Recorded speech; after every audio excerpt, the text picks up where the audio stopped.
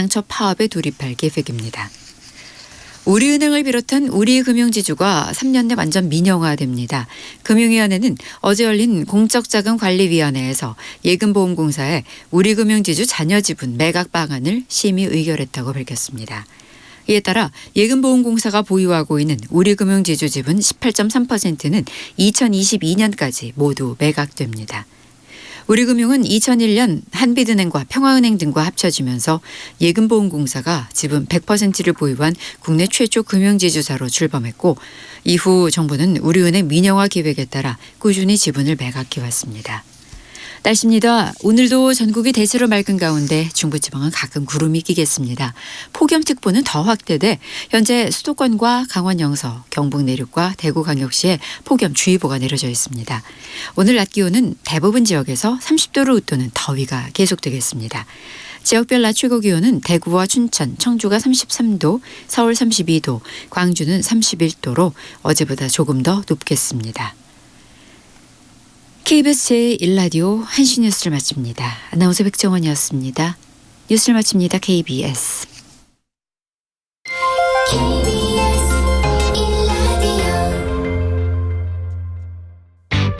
야, 왜? 점심시간에 뭐하냐? 자야지. 야, 그러지 말고 이거 한번 들어봐. 뭔데? 지금 당장 라디오를 켜봐. 나른한 오후 깨울 시사 토크쇼. 모두가 즐길 수 있고 함께하는 시간. 유쾌하고도 신나는 시사 토크쇼. 오태훈의 시사본부. 네, KBS 라디오 오태훈의 시사본부 2부 시작합니다. 오태훈의 시사본부는 청취자 여러분들의 참여 이루어집니다. 샵 9730으로 생방송 중에 의견 보내주시면 소개해드리고요. 짧은 문자 50원, 긴 문자 100원의 정보 이용료, 어플리케이션 콩은 무료로 참여하실 수 있습니다. 또 들으시다가 유익한 내용들 확인하시면 팟캐스트 콩 KBS 홈페이지를 통해서 다시 들으실 수도 있습니다.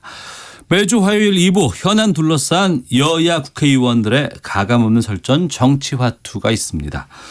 더불어민주당의 김성환 의원 자리하셨습니다. 어서 오십시오. 네, 안녕하세요. 서울 노원의 김성환입니다. 네, 그리고 바른미래당 최이배 의원 자리하셨습니다. 어서 오십시오. 안녕하세요. 최이배입니다. 네, 여야 교섭단체 3당 원내대표가 한 달 넘는 협상 끝에 국회 정상화 방안에 어제 오후 합의를 했습니다. 그런데 자유한국당 의원들이 이 합의안을 거부했습니다. 추인받지 못했죠. 국회 정상화 또다시 불발되면서 파행 장기화될 것으로 보이는데 먼저 어제 합의가 나올 것으로 예상은 하셨어요, 김성환 의원님? 예, 어제 오전에 조짐이 예. 국회의장께서 오후까지 합의되지 않으면 추경 시정연설을 강행하겠다고 했고 네. 사전에 이제 원내대표 회동이 있었잖아요. 전격적으로. 그래서 이거 뭔가 합의할 수도 있겠구나라는 기대가 있었고 이제 그렇게 되니까 저희는 매우 뭐랄까요. 국회 정상화에 대해서 반겼죠. 최이배 의원께서는 합의됐다는 얘기 들으셨을 때 어떤 느낌이셨어요? 일단 원래 아침 10시 반에 이제 국회의장이 3당 그 원내대표들을 만나기로 했는데 나경원 대표가 그때 이제 삼척에 있었죠. 예, 삼척항을 갔죠. 그래서 야 이거 진짜 안 할 모양이다라고 했는데 이제 3시에 다시 그 회동을 갖기로 했다라고 했을 때 김상환 의원님 말씀대로 아직 가능성이 있겠구나라고 했는데 합의문 나왔을 때 저도 그 내용을 이제 쭉 보고는 그래도 한국당이 그래도 국민들의 이런 압박이나 이런 것들에 여론의 압박에 그래도 좀 반응을 하는구나 다행이다. 네. 라고 생각을 했는데 그걸 이제 2시간 만에 번복을 하는 걸 보면서 정말 최악의 협상 파트너이다라는 생각이 들었습니다. 네. 바른미래당의 오신원 원내대표가 그 이인영 원내대표와 나경원 원내대표 가운데서 상당히 협상의 중재 역할을 많이 했던 것으로 알고 있습니다. 그래서 합의안을 도출했는데도 불구하고 이게 자유한국당 내에서 추인받지 못하는 상황이 나왔잖아요. 뭐라고 하던가요? 자유한국당은 결국 이제 강경파들의 입장이 결국 의총에서 세게 나온 것으로 저도 이제 확인을 했습니다. 나경원 대표가 마지막까지 계속 협상을 하면서 계속 새로운 요구를 하고 요구를 하면서 이제 경제 청문회 그 좀 이제 물러서서 그나마 경제 토론회라고 이제 그 국회의장이 제시한 것을 받아서 이제 합의안을 도출해서 가져갔는데 뭐 거기 이제 한국당 의원님들은 뭐 그게 중요하지 않다. 지금은 패스트트랙에 올라온 그 법안들을 원천적으로 그 무효화시켜야 된다라는 의견이 워낙 강경하게 나오고 그러면서 이제 결국은 추인을 못 받았다고 하는데요. 그런 면을 보아서는 결국 국회법상의 모든 절차를 무시하려는 한국당의 그 마음이 계속 변치 않고 있구나라는 걸 확인한 거죠. 네. 김성환 의원님. 네. 자유한국당이 의원들 추인을 받지 못했는데 지도부가 예상하지 못했을까요? 글쎄 이제 지나놓고 보니까 이제 단서를 달긴 달았던데 이제 적어도 정황으로 보면 나경원 원내대표가 황교안 대표에게는 사전에 보고를 했던 것 같고 예. 의원들하고는 아마 충분히 교감을 못했을 수도 있었겠다라는 생각은 들더라고요. 만약에 그런 정도의 사안이면 사실 삼척을 갈 일이 아니고 남아서 충분히 그 안에 대해서 사전에 의원들하고 좀 상의도 하고 주요 지도부하고도 좀 충분히 상의하고 예. 사인하기 전에 충분히 교감을 갖고 사인하고 의원총회에서는 사실상 추인을 받아야지 거기에서 뭐 다시 토론을 하고 이렇게 뒤집히게 해서는 안 될 일이죠. 그런 일들을 어제 저희가 목격한 겁니다. 그러니까 나경원 대표가 이제 원내 부대표단이 있습니다. 그러니까 예. 이제 거기에서라도 충분히 논의를 해서 의총을 열었을 때 그 부대표들이 적극적으로 이런 협상 과정을 또 설명을 해주면서 나경원 대표를 서포트를 해줘야 되거든요. 보통 이제 의총을 하다 보면 이제 우리가 그렇게 분위기를 또 이게 그 원내 지도부가 만들어가면 많은 의원님들이 그걸 또 존중을 해주는 그러니까요. 건데 예. 이제 어제는 뭐 전혀 그런 것이 안 된 것 같아요. 딱 한 분만 이제 나경원 원내대표에 대해서 그 지지했고 나머지는 다 반대 의견을 냈다는 걸 봐서는 원내 지도부 내에서조차 나경원 대표가 충분히 소통하지 않은 것 같다라는 게 이제 평가고요. 그런 면에서 지금 나경원 대표가 물론 뭐 의원들이 재협상하라라고 다시 뭐 권한을 강하게 부여해 줬다라고 하지만 앞으로 솔직히 민주당이나 바른미래당 입장에서는 언제든지 가서 뒤집어질 수 있는 협상 파트너라면 과연 이게 협상이 제대로 되겠는가. 그래서 나경원 대표의 입장이 굉장히 줄어든 측면이 있다라고 생각합니다. 우리가 조직을 대표해서 협상장으로 누군가가 나가면 거기에 대한 결과물을 구성원들에게 설명을 하고 물론 그 구성원들 가운데 일부들은 이거 좀 부족하다라고 얘기하는 사람들은 있을 수 있어요. 그렇죠. 예. 하지만 뭐 중진이라든가 나름대로 부대표라든가 이런 분들께서 그 마음 알지만 좀 대충 여기서 좀 마무리 짓고 더 좀 진일보하는 방향으로 갑시다라고 이런 조율 같은 것들을 하는데 어제는 그게 전혀 이루어지지 않은 것 같거든요. 왜 자유한국당의 자유한국당의 의원들이 이 추인안을 거부했다고 보십니까? 그러니까 뭐 외형적으로는 그러니까 그동안 2달 가까이 소위 장애투쟁을 하고 나서 이 협상의 결과 얻은 게 뭐냐. 네.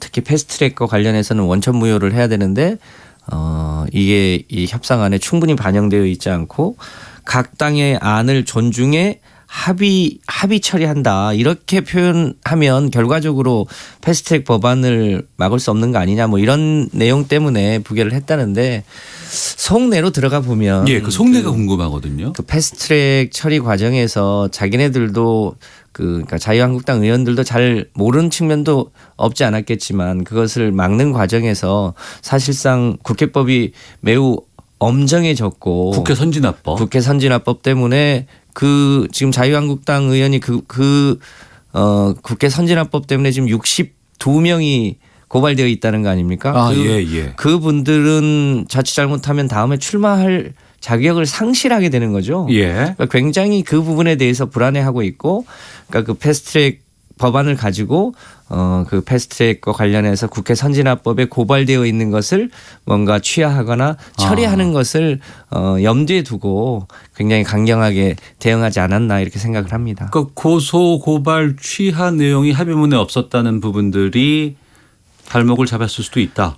그것을 합의하기는 어렵겠지만 영시적으로는 어렵겠죠. 그 부분은. 예. 패스트트랙에 올라가 있는 법안을 이후에 합의 처리하는 과정에서 그거를 일종의 딜할 카드로 쓰려고 하는 것을 염두에 두고 있다. 이런 건 여러 정황상 느껴지는 바입니다. 정황상 예. 그러니까 합의문의 패스트트랙에 대한 무효를 주장할 수 있는 어떤 근거가 들어간다면 충분히 명분이 있는 거죠. 패스트트랙 자체가 잘못된 거고 예. 거기서 빚어진 어떤 폭력 사태나 이런 부분들도 우리 좋게 풀어가자라고 하는 어떤 이제 그런 분위기를 만들어 보려고 한 거 아닌가 싶은데 솔직히 뭐 그거를 지금 받아줄 상황이 아닌 거죠. 민주당이나 뭐 바른미래당 모두 그러다 보니까 결국은 뭐 그 한국당 의원님들 입장에서는 지금의 합의안이 아무런 뭐 자신들에게 도움이 되지 않는다고 생각한 것 같습니다. 그럼 국회는 이제 어떻게 됩니까 앞으로? 그럼에도 불구하고 3당 원내대표는 합의안에 서명했고 예. 자유한국당이 의원총회를 해서 그것을 추인하지 않는 것은 한국당의 의원총회 소관 아닙니까? 그래서 이미 국회 본회의를 열어서 국회의장이 총리로부터 추경연설을 들었고 회기를 7월 18일까지 하는 걸로 하고 그 회기의 세부 내용까지를 다 의결을 한 상황이죠. 네. 그러니까 자유한국당이 뭐 참여하든 참여하지 않든 간에 6월 임시국회는 개회됐고 그중에 일부는 뭐 예정대로 될 것이고 일부는 또 이제 파행이 될 텐데 오늘 외통위 같은 건 열렸다는 거 아닙니까? 외통위원장이 지금 자유한국당의 윤상현 의원이죠. 예, 예. 윤상현 의원은 지금 황교안이나 나경원 원내대표 이렇게 이 장애투쟁을 오래 하는 것에 대해서 반대 의견을 또 가지고 계신 의원이기도 그럼 개인 하고. 의사에 의해서 윤상현 위원장은 나온 겁니까? 아니 근데 꼭 그렇게 볼 수는 없을 것 같고요. 예. 지금 외통위 사안이 있죠. 예, 그러니까 이제 그 북한 목선에 대한 그 이제 사건을 지금 다룰 수 있는 게 군이니까 당연히 국방위가 국방부, 있을 그다음에 것이고. 해경이 관련됐으니까 농해수위, 네. 그다음에 통일부가 관련돼 있습니다. 그래서 그래서 외통위 예. 그리고 이제 뭐 당연히 정보위, 청와대가 관련됐으니까 운영위까지 해가지고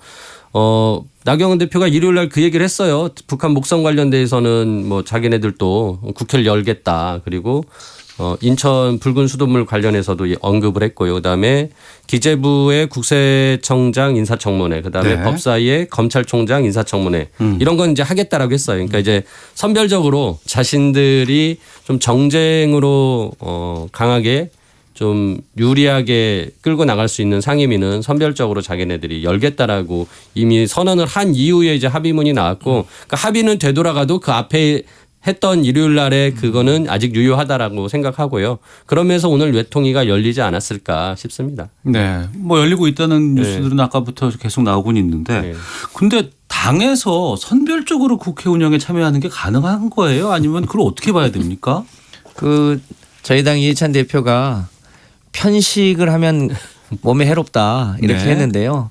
그 참 후한무치한 행동이죠. 지금 국회 각 상임위별로 국민 생활에 매우 중요한 민생 법안들이 다 계류돼 있잖아요. 예. 그런데 그 중에 자신의 입맛에 맞는 그런 것만 골라서 상임위를 열겠다고 하는 게 국민들 보기에는 얼마나 낯뜨거운 일입니까? 그러니까 그게 불가능한 건 아니지만 그렇게 하는 행태 자체를 국민들이 동의하기는 쉽지 않죠. 네. 그러니까 국회 상임위가 이제 하는 일이 법안 논의하는 것, 그다음에 예. 뭐 어떤 정부 정책에 대해서 비판하고 대안 제시하는 게 어떻게 보면 이제 두 가지가 가장 큰 업무 중에 하나인데 지금 법안 논의는 거의 불가능합니다. 왜냐하면은 법안 소위위원장과 상임위 위원장이 같은 당이 대부분 아니거든요. 그러면은 뭐 어느 쪽이든 하나는 안 열리게 되는 상황이 되다 보니까 법안 논의는 안 하겠다라는 것이고 결국은 이제 정쟁을 삼을 수 있는 그런 사안들만 선별적으로 자기들이 상임위에 참석을 하겠다라는 것인데 이거는 이제 정말 국회 의무를 방기하는 거죠. 그러니까 한국당은 제가 보기에는 국회의 어떤 존재 또 정당의 존재 국회의원의 존재 이런 것 자체를 전혀 이렇게 고민하지 않고 어떤 그런 존재를 부정하고 있는 거다. 저는 그렇게 생각하고 그리고 자기들한테 유리한 것 국민들한테 유리한 것이 아니라 자기들한테 유리한 것만 뽑아서 하겠다라는 놀부심보 제가 보기엔 딱 그 정도 수준인 것 같습니다. 네. 지금 1885 쓰시는 분께서 합의를 2시간 만에 번복하고 나서 나경원 대표가 이것을 두고 국민의 뜻이라고 말했는데요. 정말 국민이라는 단어를 이렇게 아무 곳에나 갖다 붙여도 되는지 묻고 싶습니다. 8345님, 국회의원들은 항상 선거 때는 국민만 바라본다 해놓고 당선되면 국민을 나몰라라 합니다. 이렇게 국회를 두고 뛰쳐나간 뒤 합의한 것을 2시간 만에 뒤집는 것 정말 공당의 자세인지 묻지 않을 수 없습니다. 향후 협상은 재개됩니까 그러면? 지금 저희 당 그 오신환 원내대표가 오늘 아침에 협상 없다라는 식으로 예. 모두 발언을 하더라고요. 그러니까 굉장히 지금 다 격양돼 있는 것 같습니다. 그 민주당 이인영 대표도 그렇게 말씀하신 걸로 봐서는 당분간은 협상은 다시 열리지는 어렵다라고 생각이 드네요. 네. 그러니까 국민들은 오죽하면 이제 견제 대책 내야 된다. 그래서 이제 주로 나오는 게 이제 국민 소환제 아니면은 그야말로 문호동 무실금도 국회에다가 지금 제기해야 되는 거 아니냐라는 얘기들 많이 하고 여러 법안들도 지금 뭐 안에 발의가 된 건 본 것 같아요. 그런데 이게 국회에서 될까요? 어떻게 보셨습니까? 뭐 결국은 이제 국민의 판단에 따르게 되지 않겠나 싶습니다. 네. 국민을 이길 수 있는 정치나 정당은 없으니까요. 그런데 지금 자유한국당이 하는 행태로 봐서는 정말 국민들을 생각하고 있는가. 그 당이 과거에 오랜 기간 집권을 했던 집권 여당이었잖아요. 그런데 언제부턴가 거의 몽리, 깽판 이런 수준의 정당으로 전락하고 오만과 독선만 남은 정당처럼 보여져요. 그런 면에서 참 우려스러운데 지금 저희 당 분위기도 뭐 마치 없었던 일처럼 새롭게 뭐 좀 냉각기를 갖고 협상하고 이렇게 하지는 않겠다고 하는 생각입니다. 어쨌든 현재는 7월 18일까지 국회 회기가 정해진 이상 최선을 다해서 국회 법이 정해진 절차대로 상임위도 열고 당정협의도 하고 또 기존에 같이 합의한 다른 야당과 함께 할 수 있는 건 최선을 다해서 해보겠다 이런 입장입니다. 그래서 우선 최선을 다해보고 또 국민이 그때 가서 판단하시지 않겠나 싶습니다. 최선 다해본다고 하셨는데 그러면은 지금 그 자유한국당이 빠진 지금 국회 운영 상황에서 예. 법안 처리라든가 이런 것들이 가능합니까? 거의 불가능하죠. 아까 말씀드린 대로 법안 소위와 이제 상임위원회 그가 각각 위원장이 이제 다른 당이 맡게 돼 있습니다. 대부분.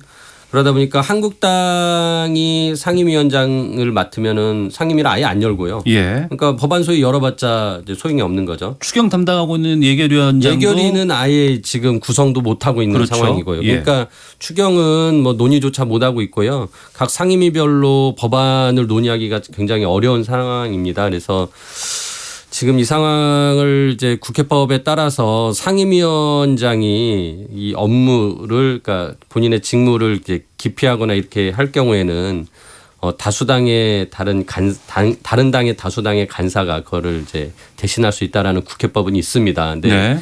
이게 이게 그거를 진짜 발동하게 되면 거의 진짜 한국당 없이 국회를 운영하겠다라는 선언이 되고 그렇게 되면은 이제 올해의 국회는 없는 거죠. 더 이상의 국회는. 그리고 이게 관행이 한번 이렇게 깨지면은 이후에도 얼마든지 이런 식으로 이제 또 운영이 되면은 제가 보기에는 국회가 이게 올바른 길로 안 가고 합의의 정신이 없어지면서 일방의 어떤 그런 정쟁의 진짜 그런 전쟁터로 변할 수 있기 때문에 좀 신중할 필요는 있다라는 생각이 듭니다. 네. 이제 지금 당장 그 결정을 해야 될 것이요. 6월 말까지 지금 특위 시한이 종료되거든요. 정개특위가 6월 말까지로 지금 한정돼 있습니다. 정개특위, 사개특위. 사개특위 모두 사개특위도 그렇습니다. 그렇고요. 예. 그런데 정개특위의 활동 기간을 연장해 주거나 예. 연장해 주지 않으면 행안위로 가야 되잖아요. 행안위로 가야 되는데 가기 전에 표결로 그 패스트트랙에 올라간 안을 처리하겠다고 하는데요. 아, 예. 그 절차는 그 어떻게 절차는 해야 되겠네요. 위원장이 있고 그 법안 소위가 따로 없기 때문에 예. 그러니까 현재로 보면 과반수 이상이 현행 법안을 처리하자고 하는 입장이 있습니다. 그런데 그동안은 국회 정상화라는 게 있기 때문에 그동안 목소리를 크게 내진 않았는데 당장 6월 말까지 특위를 연장하거나 혹은 그 연장하지 못한다면 그 특위에 상정돼 있는 법안을 처리를 해야 처리하려고 되는데. 하는 가능성이 있습니다. 그게 이번 주입니다. 예. 그래서 아마 이번 주 내에 그 처리 가능한 것은 어떤 식으로든 아마 시도하지 않을까 싶습니다. 네. 그러면 또 한 번에 큰 싸움이 있을 수 있는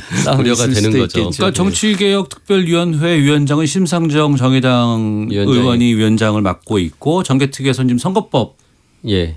담당하고 있는 거죠. 그렇습니다. 네. 사개특위는 이제 검경수사권 조정과 공수처법이 들어가 있는 것이고. 이 사개특위안은 어차피 처리가 되지 않더라도 처리가 되더라도 법사위로 올라가기 때문에 네. 기한이 종료되면 법사위로 올라가기 때문에 크게 법안을 처리해야 될 시급성이 좀 낮은 데 비해서 정개특위는 성격이 좀 다릅니다. 그러네요. 알겠습니다. 4096님, 국회의원 뽑는 것은 국민을 대신해 일 잘하라고 하는 것인데 이렇게 국회의원들이 놀고 있으니 국민은 답답하기 그지없네요. 국민 노릇하기가 요즘은 너무 힘듭니다. 1457님, 진정으로 국민들을 생각하지 않는 것은 정부와 여당도 마찬가지라고 봅니다. 많은 것을 양보해서라도 야당을 국회로 돌아오게 만드는 것 역시 여당이 해야 하는 일 아닙니까? 라고 말씀해 주셨는데 4096님의 요즘은 국민 노릇하기가 너무 힘들다는 말이 참 가슴에 와 닿습니다. 내년 총선이 있으니까 그때 좀 국민 노릇을 또 잘해 주시기 바랍니다. 정치와투 더불어민주당의 김성환 의원, 바른미래당의 최이배 의원 두 분과 함께하고 있는데요. 헤드라인 뉴스 듣고 계속해서 다음 주제로 넘어가도록 하겠습니다. 어제 자유한국당 의원총회에서 국회 정상화 합의가 추인받지 못한 데 대해 한국당 나경원 원내대표는 합의가 무효가 됐기 때문에 민주당과 재협상하겠다고 밝혔습니다. 국가정보원은 김정은 국무위원장의 여동생인 김여정 노동당 선전선동부 제1부부장이 지도자급으로 격상한 것으로 보이고 김영철 노동당 부위원장은 위상이 떨어진 것으로 보인다고 분석했습니다. 미국 행정부 고위 당국자가 트럼프 대통령이 한국을 방문하는 동안 김정은 북한 국무위원장과 만날 계획이 없고 비무장지대 방문은 확인해 줄 수 없다고 밝혔습니다. 오늘 새벽 우리공화당이 광화문 광장에 설치한 천막에 대해 행정대집행을 단행한 서울시는 천막 철거 비용도 우리공화당 측에 청구할 것이라고 밝혔습니다. 경찰이 서울 강남의 클럽 버닝썬 관련 수사를 마무리하고 가수 승리 등 관련자들을 기소 의견으로 검찰에 넘겼습니다. 지금까지 헤드라인 뉴스 정원나였습니다.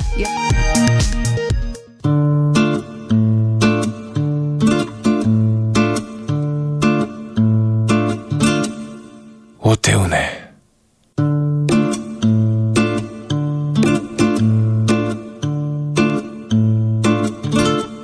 시사본부. 기상청 갈까요? 아니요. 그냥 그대로 그냥 들어가서 할까요? 알겠습니다. 헤드라인 뉴스 듣고 왔습니다. 자, 정치와투 계속해서 이어가도록 하겠습니다. 더불어민주당의 김성환 의원, 바른미래당의 최이배 의원 두 분과 함께 하겠습니다. 각 당의 좀 현안들 좀 짚어보도록 하겠습니다. 먼저 자유한국당의 황교안 대표 최근 말실수 때문에 지금 많은 공격을 받고 있습니다.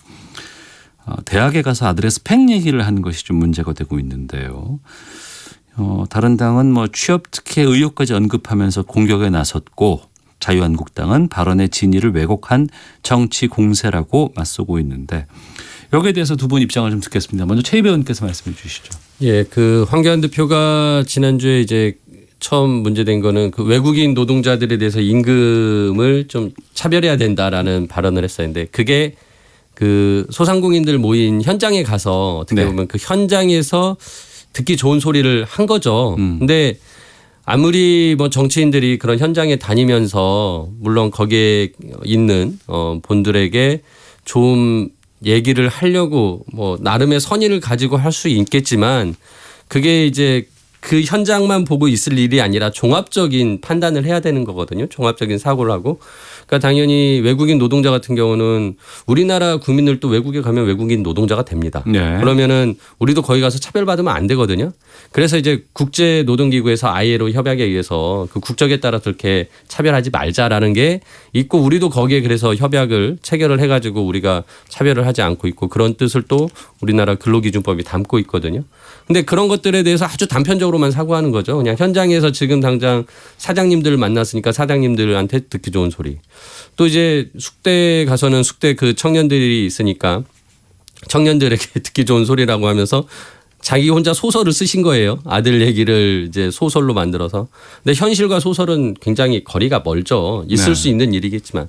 근데 저는 그 장면이 바로 이 청년과 꼰대의 거리다라는 생각을 했습니다. 그러니까 황교안 대표가 어떻게 보면은 그 현실에 대한 인식을 정확히 못하고 있다. 그리고 좀 종합적인 그런 판단이나 사고가 안 된다라는 생각이 들고요. 그런 면에서는 정말 저분이 어떻게 우리나라 그 대통령 권한대행까지 하신 분인가 싶을 정도로 요즘 보면 좀 답답합니다. 네. 김성환 의원께서는.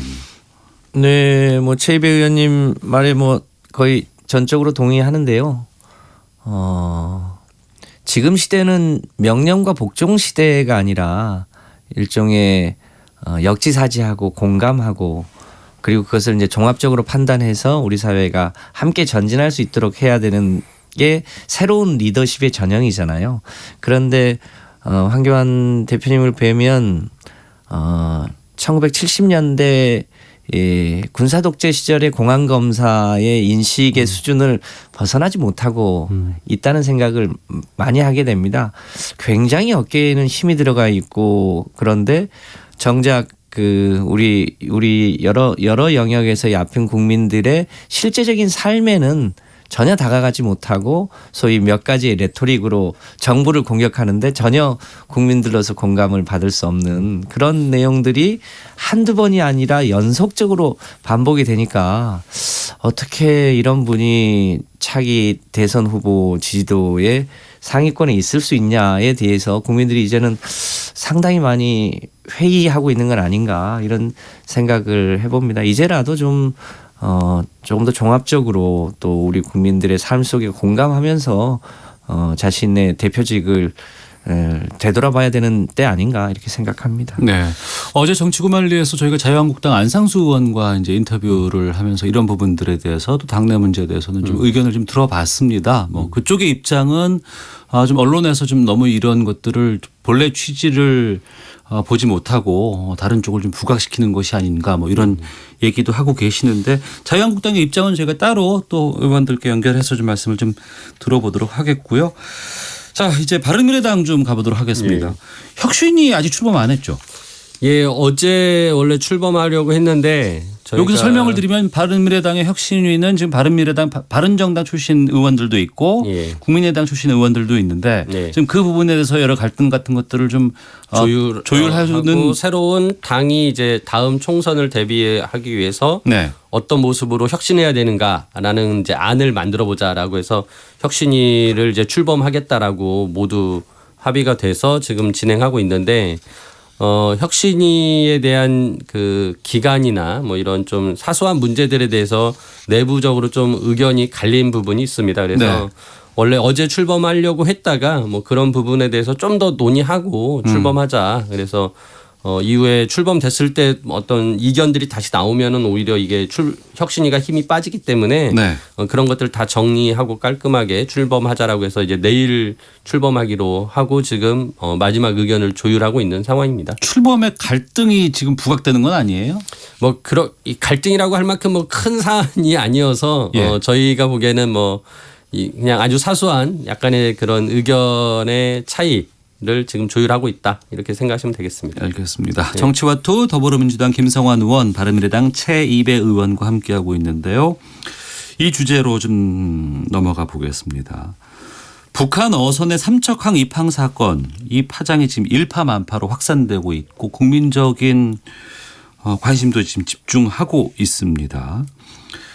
군이 사건 발생 직후에 경계작전 해명에만 집중한 바람에 사건을 은폐, 축소하려 한 것 아니냐는 의혹까지도 지금 불거지고 있는데 김성환 의원님, 이거 정부 차원의 조사가 좀 필요한 상황 아닌가 싶거든요. 네, 지금 국방부가 합동조사반을 편성해서 지금 정밀하게 어디에서 잘잘못이 있었는지를 지금 따져보고 있는 중이잖아요. 네. 그런데 당초에 15일 날 확인이 됐고 17일 날 국방부가 발표를 하는데 사건을 뭐 축소 은폐했다. 그러니까 삼척항 인근이라고 표현한 것 그것은 제가 보기엔 큰 문제가 아닌 것 같은데 네.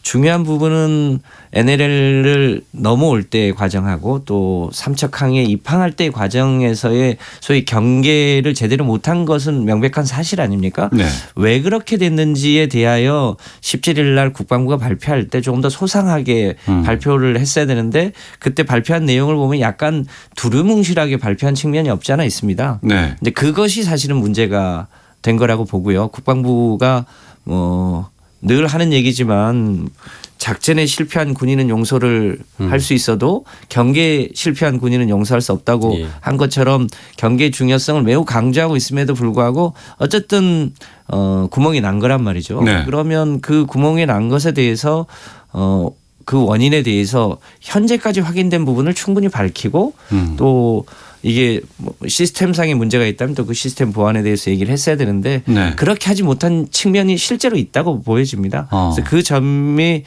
왜 그랬는지 예. 그럼 이 문제를 어떻게 누구에게 책임을 물어야 되는 건지 어떻게 보완해야 될 건지 뭐 시간을 길게 끈다고 될 문제는 아닐 것 같고요. 최대한 빠른 시일 내에 이 부분에 대한 조사에 대해서 국민들에게 명명백백하게 밝혀야 된다고 생각하고 이 있습니다. 사건에 대해서는 바른미래당에서도 좀 입장이 있으실 것 같은데요. 저희 당은 이걸 국정조사해야 된다라고 생각하는데요. 네. 앞서서 말씀하신 대로 15일 날 해경이 처음 발견해서 청와대 총리실, 국정원 통일부, 그다음에 합참, 해군, 육군 이렇게 이제 다 전파를 했어요. 네. 근데 거기에 내용은 굉장히 정확하게 자세하게 기술이 돼 있습니다. 저도 그 해경이 전파한 것에는 상황 네. 보고서를 봤는데 근데 17일 날 국방부가 그것을 이제 발표를 했는데 이제 국방부는 당시에 군은 청와대에 조율해서 발표했다라고 했는데 또 이것마저 지금 청와대는 아니라고 부인하고 있거든요. 조율하지 않았다라는 식으로. 네. 근데 그 사실관계 하나하나씩 보면은 이 북한 어선이 6월 5일 날 이제 함경북도 경성에서 출발했다고 했는데 그 국방부는 6월 9일 날 출항했다라고 발표해서 출항 3일? 날짜가 다릅니다. 3일 차이가 나네요. 예. 그리고 두 번째로는 표류해가지고 그 삼척항 인근에서 발견됐다. 마치 그래서 떠오던 배를 우리 군이 데리고 이제 왔다 이런 식으로 이야기했는데 실제로는 이 배가 자력으로 삼척항에 입항을 한 거거든요. 스스로 도착을 한 거죠. 예, 자기 동력을 써가지고 들어왔고 그리고 당시에 뭐 파고가 1.5에서 2m여가지고 파도가 높아서 안 보였다. 높아서 그 볼 수가 없었다 했는데 그날 당시에 주민들은 너무 파도가 잔잔해서 마치 장판을 깔아놓은 것 같았다라고 했고 실제 그때 파고가 0.5m밖에 되지 않았습니다. 예.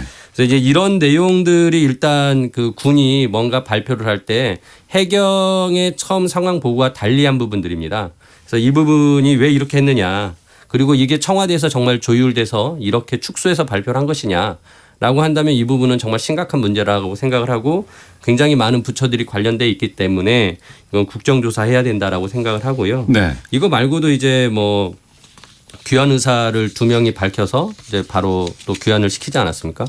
충분한 신문이 이루어졌고 어떤 내용들이 밝혀졌는지에 대해서도 지금 의문이고요. 예. 그다음에 선박을 또 처음에는 통일부가 폐기했다고 발표를 했습니다. 근데 나중에 이제 언론이 알아보니까 이게 해군의 일함대에 그 보관돼 있었다. 그래서 왜 폐기를 하려고 했고 폐기한다고 발표했느냐라는 것도 의문이고.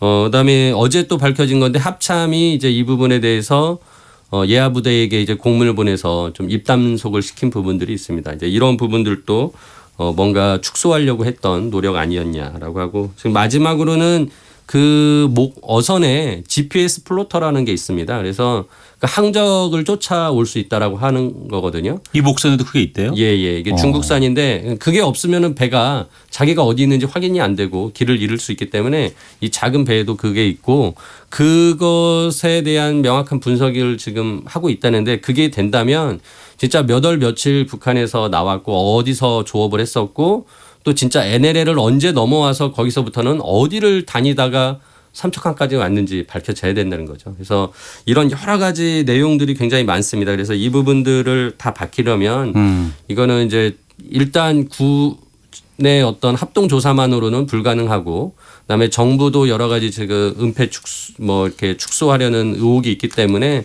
국회가 나서서 해야 된다라고 생각을 하고 지금 저희 당에서는 국정조사 지금 추진을 하려고 하고 있습니다. 최 의원께서 국정조사 이제 얘기하셨고 자유한국당 쪽에서도 이제 국정조사 얘기는 지금 나오고 있는 상황인 것 같습니다. 그리고 여러 언론 보도를 보면은 지금 그 의혹인 부분이 해결 안 된 게 참 많이 있거든요. 또 앞서서도 지금 여러 가지 의혹들을 지금 지적을 해 주셨는데 군이 청와대가 조율해서 결과 발표를 했다라는 부분에 대해서 먼저 그 김성환 의원께서 좀 확인해 주실 게 있으실까요? 글쎄요, 뭐 세부 내용을 뭐 하나하나 제가 아는 건 아닙니다만 네. 지금 문재인 정부는 실제로 그런 일을 뭐랄까요, 축소 은폐하거나 이렇게 하지 않습니다. 가장 좋은 해결 방법은 사실을 사실대로 밝히고 네. 그 사실에 근거해서 혹시 맞을 매가 있으면 맞고 그 다음에 그 일이 재발되지 않도록 하는 게 방법이지 네. 있는 사실을 마치 세월호처럼 감추려고 하면 문제가 더 커진다고 하는 사실을 누구보다 잘 알고 있습니다. 다만 초기에 국방부가 좀 발표하는 과정에서 좀 소홀한 측면이 있었던 것에 대하여 네.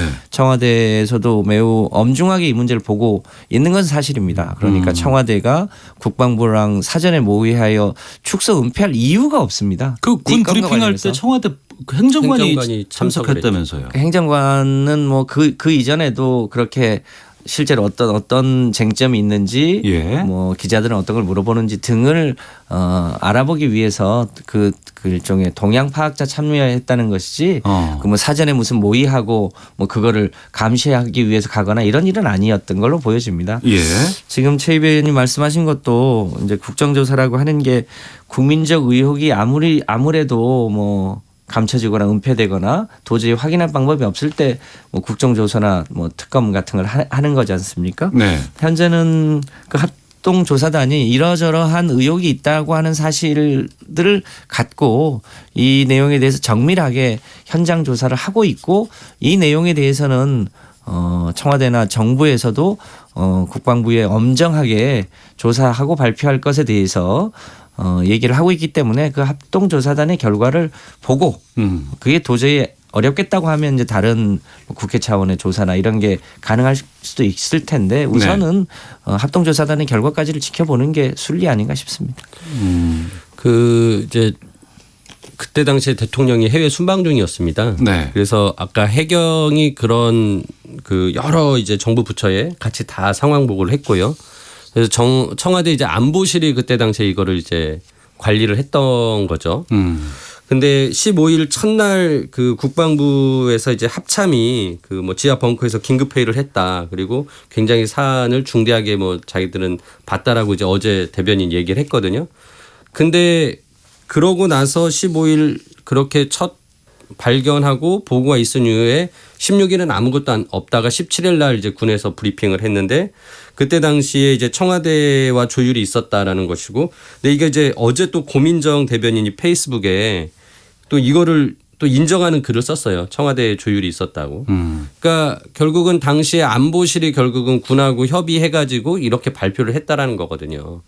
그러니까 그러면은 해경 보고와 이렇게 달리 보고 그 발표하게 된 것은 제가 보기엔 청와대 내부에서 분명히 이 부분에 대해서도 인지하고 있음에도 불구하고 발표한 것이기 때문에 문제가 있다라고 볼 수밖에 없고요. 예. 그리고 그래서 지금 청와대에서는 안보실에서 그 대응한 것이 적절하지 않은 것으로 지금 판단하고 그 부분도 더 확인하겠다라고 했습니다. 그래서 전체적으로 지금 뭐 군의 문제만이 아니라 저는 청와대 안보실까지 지금 걸린 문제다라고 생각을 하고요.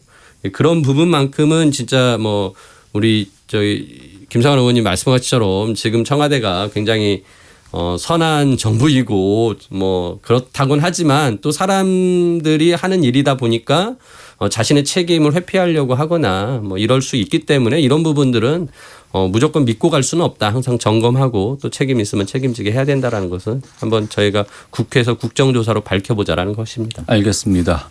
1099번 쓰시는 청취자분께서 북한 배가 아무런 제재 없이 우리나라에 들어온 셈입니다. 이를 심각하게 받아들여야 하고 관련자 문책도 필요합니다. 2867님 북한 목선이 삼척항에 도착해서 민간인의 전화까지 빌렸어도 몰랐다는 사실이 정말 놀랍습니다.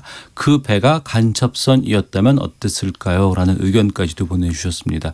아직도 이 부분에 대해서 국민적인 의혹이 좀 많이 남아있는 상황인데요. 네. 지금 국회에서 뭐 상임위 차원의 조사를 뭐 하자라고 뭐 민주당에서는 얘기하는 부분이 있는 것 같고 자유한국당에서는 지금 자체 진상조사단 꾸리고 어제 삼척항까지 가기도 했었고요. 예. 또 간다는 얘기도 있습니다. 그리고 지금 바른미래당에서는 국정조사를 해야 한다고 하시는데 국회 차원의 뭐 상임위에서 조사를 하고 국회 내부에서 조사하는 것과 국정조사와는 어떤 차이가 있는 거예요? 상임위원회에서는 주로 이제 현안 질의를 통해서 불러다가 네, 예. 그 이제 그 진위 여부나 혹은 이제 아직 밝혀지지 않은 것에 대해서 질의를 통해서 확인하는 거고요. 예. 국정조사는 이제 성격 자체가 다른 거죠. 그러니까 우선은 이제 국방부 중심으로 하는 합동조사단의 결과 발표가 있고 예. 그리고 국회 뭐 상임위 등에서의 현안 질의를 통해서 모자란 부분에 대해서는 이제 확인이 필요하고 네. 그럼에도 불구하고 매우 엄정한